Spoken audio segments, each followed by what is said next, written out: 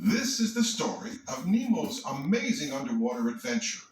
You can read along with me in your book. You'll know it's time to turn the page when you hear this sound.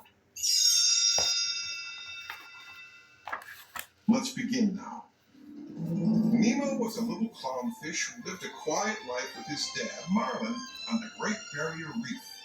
Nemo longed for adventure, but Marlin worried about the dangers of the ocean. He barely let Nemo out of his sight. On the first day of school, Marlin overheard Nemo and his new friends daring each other to swim out over a steep cliff. Come on, Nemo! Where can you go? Marlin panicked. Nemo! You know you can't swim well. I can swim fine, Dad, okay? Nemo darted up toward a boat on the surface. His father yelled after him. Get back here! I said get back here now! As Nemo swam, a diver appeared behind him. The diver pulled out a net and caught Nemo. Then he returned to his boat and sped off, accidentally knocking one of his masks overboard. Marlin chased after the boat, but it was too fast. Nemo! Nemo, no! No! Marlin searched everywhere. Has anybody seen a boat? Please! Marlin soon bumped into a blue tang fish named Dory who offered to help. Hey, I've seen a boat. Yeah, but this way, follow me.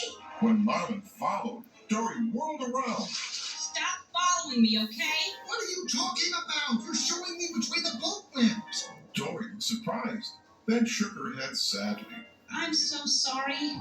See, I suffer from short-term memory loss. Figuring Dory couldn't help him, Marlin turned to leave and found himself face to face with a shark.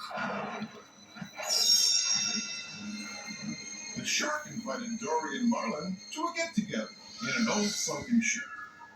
Dory was excited. You mean like party? Inside the ship were two other sharks, and together they pledged, I'm a nice shark, not a mindless eating machine. Fish are friends, not food. As they spoke, Marlin looked up and saw the diver's mask. Dory noticed some writing on the strap. It might be a clue to help them find Nemo. Marlin and Dory quickly left the party, carrying the mask. Miles away, Nemo had been taken to a fish tank in a dentist's office. A goofy gang of tropical fish lived there. The fish and their friend Nigel, a pelican, passed the time by watching the dentist work. That night, Nemo learned that he would be given to Darla, the dentist's niece. The tank gang warned him that Darla's fish never lived for very long. Nemo's new friends didn't want anything bad to happen to him. Their leader, Gil, took charge. We're gonna help them escape. Gil explained that if someone could jam the water filter, the dentist would take the fish out of the tank to clean it. When he put the fish in plastic bags, they could escape by rolling out the window and into the harbor. But who would be brave enough to break the dangerous filter?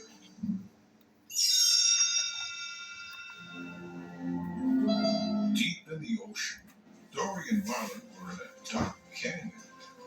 Marlin struggled to hold on to the lighted antenna of a dangerous anglerfish so that Dory could read what was written on the mask. P. Sherman 42 Alleyway City. All of a sudden, the anglerfish got loose. The giant fish crashed above them, wedging himself between the mask and a rock. Marlin breathed a sigh of relief. This was turning out to be quite an adventure. Marlin and Dory headed for Sydney. Suddenly, Dory bumped into a teeny tiny jellyfish. I shall call him Squishy, and he shall be mine. But Squishy wasn't alone. Soon they were surrounded by an entire forest of deadly jellyfish. The jellyfish stung Dory and Marlin too, making them feel weak and tired. As the ocean faded around him, the last thing Marlin saw was the shadow of a giant sea turtle. When Marlin woke up, he was lying on the sea turtle's shell. The turtle introduced himself. Dude, Name's Crush. Around them, hundreds of sea turtles rode with a lightning-fast current. Marlin told Crush and his son Squirt the story of his search for Nemo.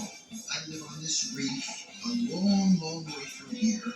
Dory had already forgotten the story. This is gonna be good, I can tell. Squirt told the story to a lobster. The lobster told a dolphin. And soon the news spread all the way to Sydney, where Nigel the pelican heard it. Nigel sped off to the dentist's office to tell Nemo. Your dad's been flooding the entire ocean looking for you. And the word is he's headed this way right now to Sydney. Really? Nemo couldn't believe his dad was so adventurous. Marlin was risking everything to save him. Nemo realized that if he was ever going to get home, he had to be brave too. He took a deep breath and carefully jammed a pebble into the tank's filter, stopping its swirling blades. Soon the tank would be so dirty, the dentist would have to clean it. But in the morning, the tank was still clean. The filter had been changed during the night, ruining their escape plan. Then the dentist slipped a net into the water, capturing Nemo. Thinking fast, Gil charged into the net and shouted to Nemo. Swim down! He did, pulling down the net and escaping, straight into a plastic bag the dentist was holding.